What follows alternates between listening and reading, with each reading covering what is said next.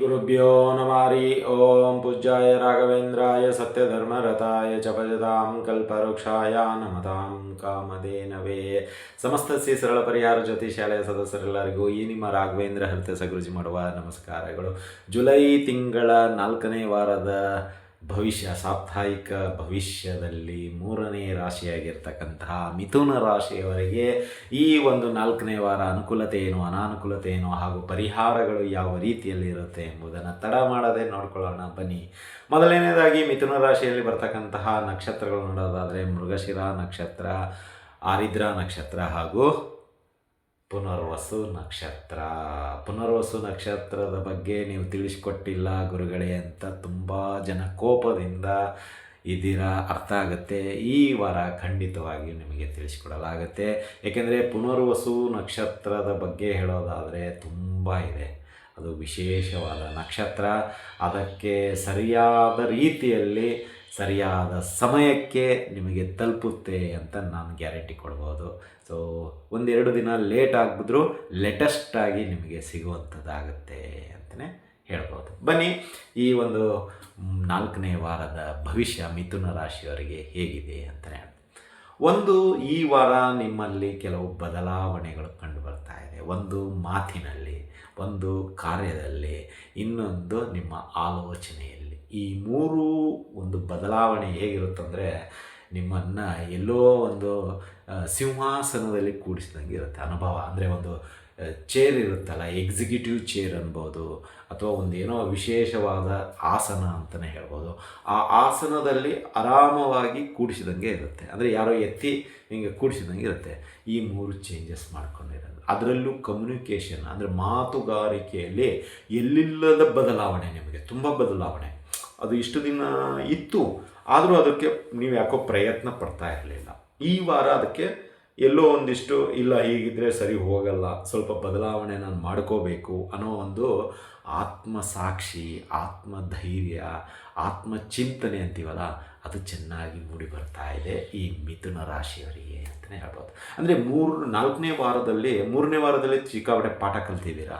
So ಹೇಗೆ ಮಾತಾಡಿದರೆ ಹೇಗೆ ಸಿಗುತ್ತೆ ಮಾರ್ಕ್ಸು ಇಂಟರ್ವ್ಯೂನಲ್ಲಿ ಅಥವಾ ನಿಮ್ಮದೇ ಕೆಲಸ ಕಾರ್ಯಗಳು. ಈ 4ನೇ ವಾರದಲ್ಲಿ ಆ ತಪ್ಪುಗಳನ್ನು ಆಗದೇ ಇರುವಂಥದ್ದೇ ನೀವು ಮಾಡ್ತೀರಾ. ಅದು ಖುಷಿಯ ವಿಚಾರ ಅಂತಲೇ ಹೇಳ್ಬೋದು. ಅಂದರೆ ಇಲ್ಲಿ ಏನಾಗುತ್ತೆ, ಮಿಥುನ ರಾಶಿಯವರಿಗೆ ಕೆಲವೊಂದು ಈ ಬದಲಾವಣೆ ಅಂತ ಅಂದರೆ ಕಾರ್ಯದಲ್ಲಿ, ಆಲೋಚನೆಯಲ್ಲಿ ಮತ್ತು ಮಾತುಗಾರಿಕೆಯಲ್ಲಿ. ಅಂದರೆ ಜನಕ್ಕೆ ಏನಾಗುತ್ತಂದರೆ ನಿಮ್ಮಲ್ಲಿ ಏನೋ ಒಂದು ವಿಶೇಷತೆ ಇದೆ, ಆ ವಿಶೇಷತೆಗೆ ನಾವು ತಲೆ ಬಾಗೋಣ, ಅವ್ರ ತಲೆಯಲ್ಲಿರೋದನ್ನು ಹೊರಗಡೆ ತರಿಸೋಣ, ಅವ್ರ ಕೆಲಸಗಾರಗಳಿಗೆ ಸ್ಪಂದನೆ ಮಾಡೋಣ, ಏನು ಮಾಡ್ತಾರೆ ನೋಡೋಣ ಅನ್ನೋ ಒಂದು ಕ್ಯೂರಿಯಾಸಿಟಿ ಇರುತ್ತೆ. ಅದೇ ರೀತಿಯಾಗಿ ನಿಮ್ಮ ಮುದ್ದು ಮುದ್ದು ಮಾತುಗಳು ಇರುತ್ತಲ್ಲ, ಜೋಡಣೆ, ಮುತ್ತು ಜೋಡಿಸಿದಾಗೆ ಇರುತ್ತೆ. ಅದು ಅವ್ರಿಗೇನೋ ಅಟ್ರಾಕ್ಷನ್ ಇರುತ್ತೆ.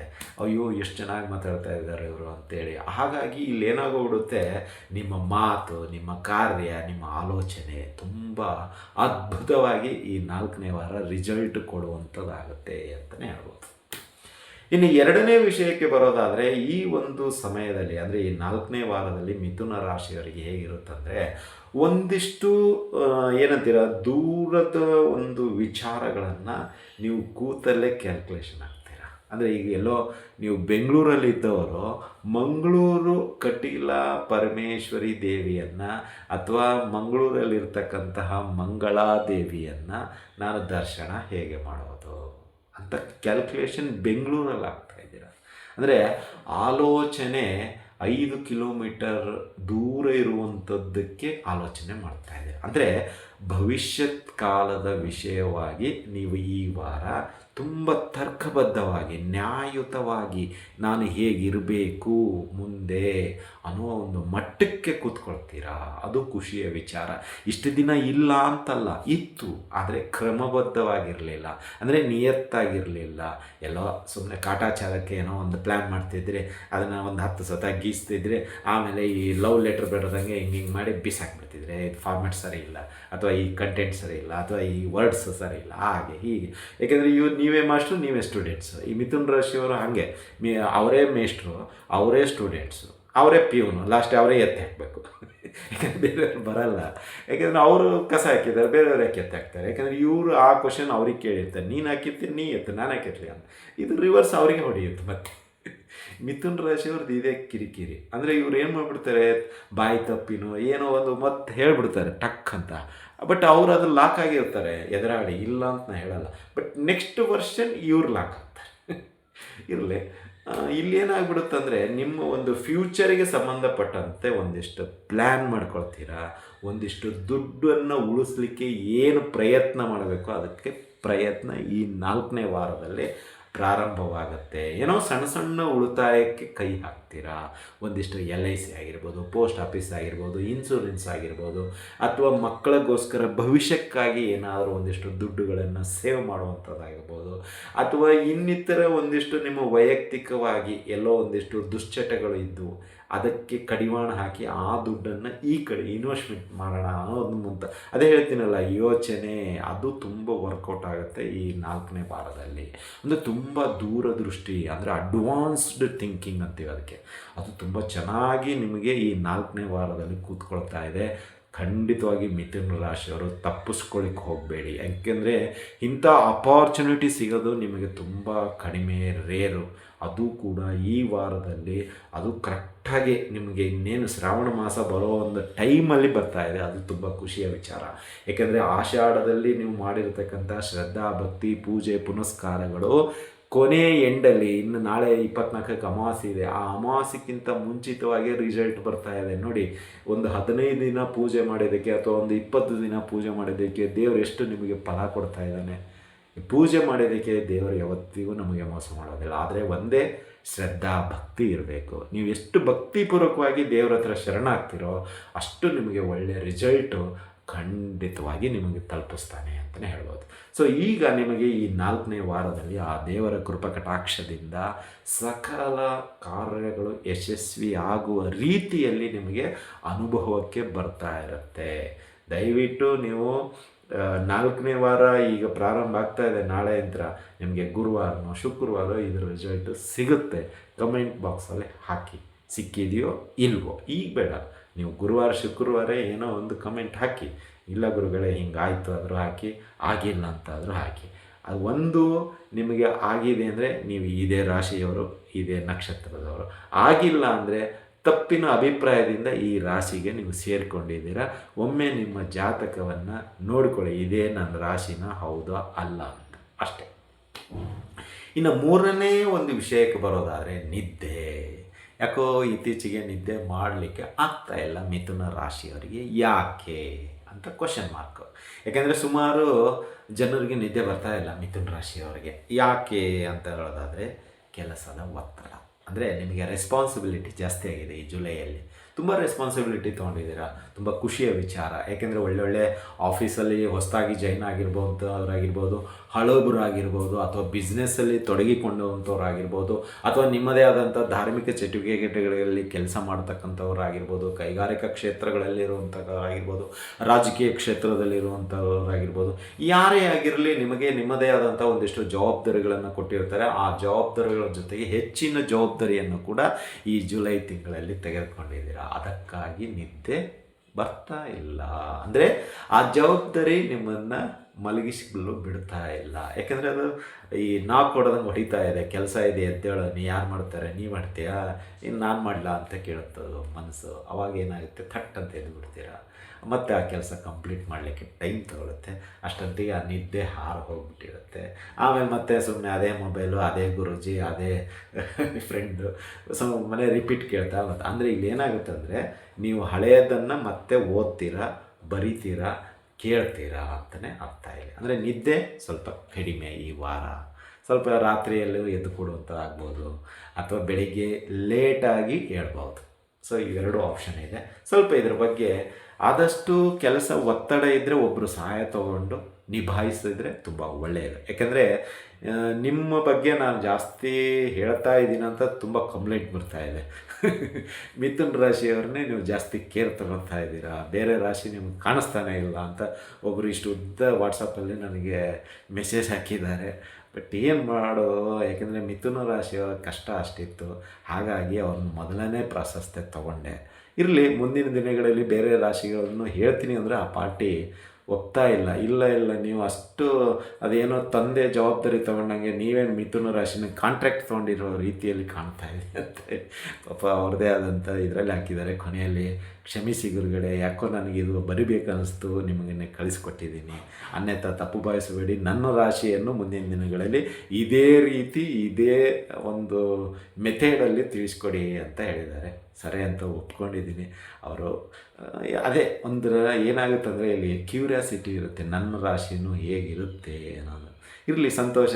ಈ ತುಂಬ ಮಿಥುನ ರಾಶಿಯ ಒಂದಿಷ್ಟು ಸದಸ್ಯರು ಯಾರ್ಯಾರು ಇದ್ದೀರಲ್ಲ, ತುಂಬ ಬೆಂಬಲ ಕೊಟ್ಟಿದ್ದೀರಾ, ಸಬ್ಸ್ಕ್ರೈಬ್ ಆಗಿದ್ದೀರಾ.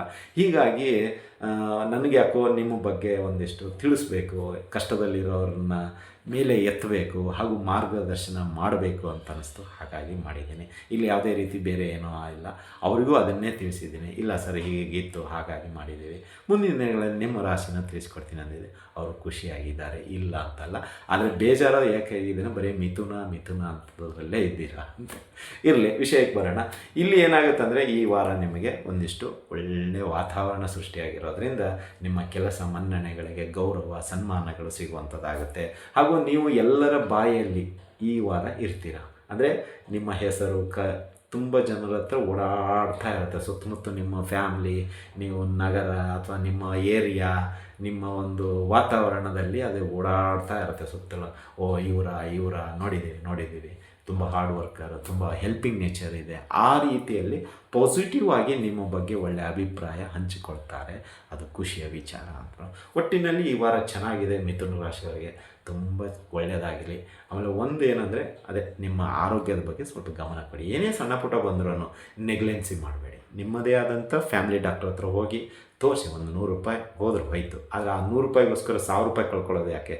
ಬೇಡಲ್ಲ. ಒಂದು ಸಣ್ಣದು ಏನು ಕನ್ಸಲ್ಟೆನ್ಸಿ 50 ಇರ್ಬೋದು, 100 ಇರ್ಬೋದು, ಕೊಟ್ಬಿಟ್ಟು ಅದಕ್ಕೆ ಏನು ಬೇಕು ಒಂದು ವ್ಯವಸ್ಥೆ ಮಾಡ್ಕೊಂಡು ಮುಂದೆ ಹೋಗೋದು ಉತ್ತಮ. ಇನ್ನು ಪರಿಹಾರಗಳ ವಿಷಯಕ್ಕೆ ಬರೋದಾದರೆ ವಿಷ್ಣು ಸಹಸ್ರನಾಮ ಸ್ತೋತ್ರ ಈ ಮಿಥುನ ರಾಶಿಯವರು ಮರಿಬೇಡಿ ಯಾವುದೇ ಕಾರಣಕ್ಕೂ.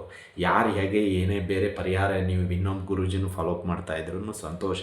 ಬಟ್ ನೀವು ಮಾತ್ರ ವಿಷ್ಣು ಸಹಸ್ರನಾಮ ಸ್ತೋತ್ರ ಮಿಥುನ ರಾಶಿಯವರು, ಪರ್ಟಿಕ್ಯುಲರಾಗಿ ಮಿಥುನ ರಾಶಿಯವರೇ ಈ ವಿಷ್ಣು ಸಹಸ್ರನಾಮ ಸ್ತೋತ್ರವನ್ನು ಯಾವುದೇ ಕಾರಣಕ್ಕೂ ಮರೀಲಿಕ್ಕೆ ಹೋಗಬೇಡಿ. ಬೆಳಗ್ಗೆ ಒಂದು ಟೈಮ್ ಆದರೂ ಹೇಳಿ, ಸಾಯಂಕಾಲ ಒಂದು ಟೈಮ್ ಆದರೂ ಹೇಳಿ, ಅಥವಾ 2 ಟೈಮ್ ಹೇಳಿದರೆ ನಿಮ್ಮ ಮುಂದೆ ಸೋಲೆಂಬ ಪದನೇ ಬರೋದಿಲ್ಲ. ಅದನ್ನು ನೆನ್ಪಿಟ್ಕೊಳ್ಳಿ. ಬೆಳಗ್ಗೆ 5:30 to 6:30, ಈವ್ನಿಂಗ್ 5:30 to 6:30 ಈ ಟೈಮಿಂಗ್ ನೆನ್ಪಿಟ್ಕೊಳ್ಳಿ. 5:30 to 6:30 ಮಾರ್ನಿಂಗ್, 5:30 to 6:30 ಈವ್ನಿಂಗ್. ಈ 2 ಟೈಮು ತುಂಬ ಇಂಪಾರ್ಟೆಂಟು ಮಿಥುನ ರಾಶಿಯವರಿಗೆ.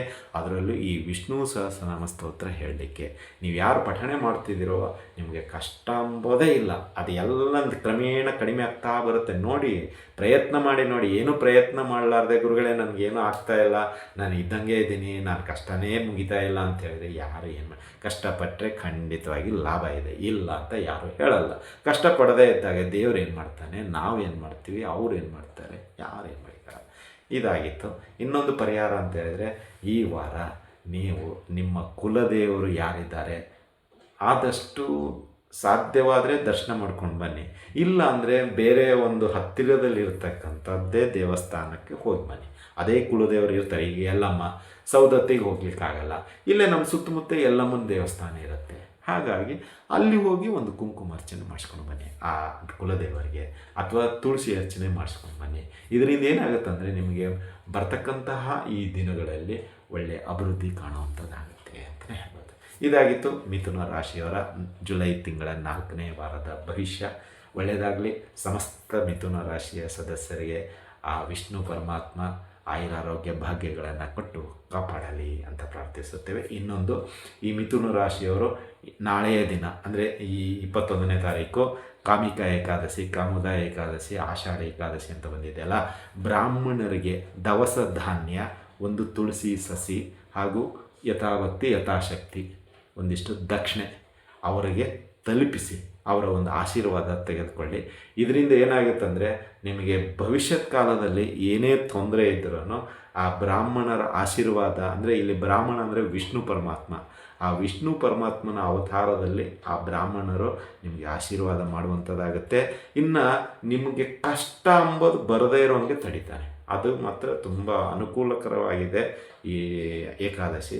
ನೋಡಿ, ನಿಮ್ಮ ಸುತ್ತಮುತ್ತದಲ್ಲೇ ಇರ್ತಾರೆ ರಾಘವೇಂದ್ರ ಸ್ವಾಮಿ ಮಠ, ಯಾವುದಾದ್ರೂ ದೇವಸ್ಥಾನದಲ್ಲಿ ಎಲ್ಲ ಕಡೆನೂ ಇರ್ತಾರೆ. ಅವರಿಗೆ ಈ ಒಂದು ದಾನವನ್ನು ತಲುಪಿಸಿ ಪ್ರಯತ್ನ ಮಾಡಿ, ಸಿಕ್ಕೇ ಸಿಗ್ತಾರೆ. ಸುಮ್ಮನೆ ನನಗೆ ಯಾರೂ ಸಿಗ್ತಾ ಇಲ್ಲ ಗುರುಗಳೇ ಹಾಗೆ ಹೀಗೆ ಕಮೆಂಟ್ಸ್ ಹಾಕಬೇಡಿ.